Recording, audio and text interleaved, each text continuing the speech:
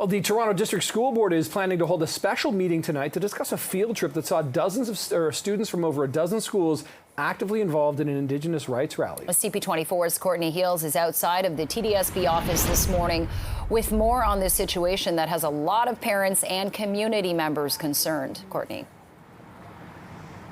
Yeah, and this, of course, raises a lot of questions over how something like this could happen, why students were invited to attend this protest and rally, why it appears they were actually participating in it. And that's why there are a couple of investigations into those details. We know the Toronto District School Board looking into what happened. We also know now the Ministry of Education getting involved. As you say, quite a few people who are upset with the way this was handled and the way it rolled out gathered here just outside of the Toronto District School Board last night, sharing their concerns with the board. This all stems back to a rally that was held last week, 1 week ago today, in fact, in downtown Toronto.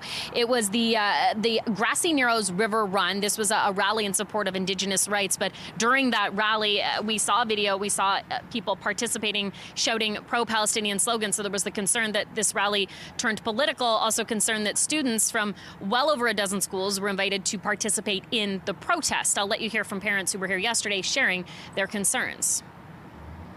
Be here to show our solidarity and to see that this kind of thing isn't happening to our children. I think as a parent, I want to make sure that our schools keep politics out of the classroom. I think it's really important to adhere to the educational curriculum as it stands. And I think when lines are crossed and teachers feel they can indoctrinate instead of educate, it becomes a really dangerous premise with kids that do not consent. The TDSB has gone too far. They think they can do whatever they want with our children. There's a line that's been crossed. I'm glad to know that our Minister, Jill Dunlop, has decided there will be an investigation. I hope that she suspends everybody at the top while they're holding the investigation and then hold them accountable once they figure out what it is that exactly happened. Now, we have learned through the Toronto District School Board that students from as many as 15 schools attended that protest last week. Staff also involved, but we don't have exact numbers. I'll share with you now part of the statement we received from the Education Minister, Jill Dunlop's office on this, saying it is clear the TDSB has failed to take such swift and decisive action, on this matter. As such, I have asked my ministry to initiate an investigation into the events that took place at the TDSB last week. Those responsible should be held accountable. So that means an investigation at the ministry level, also an investigation with the TDSB behind me.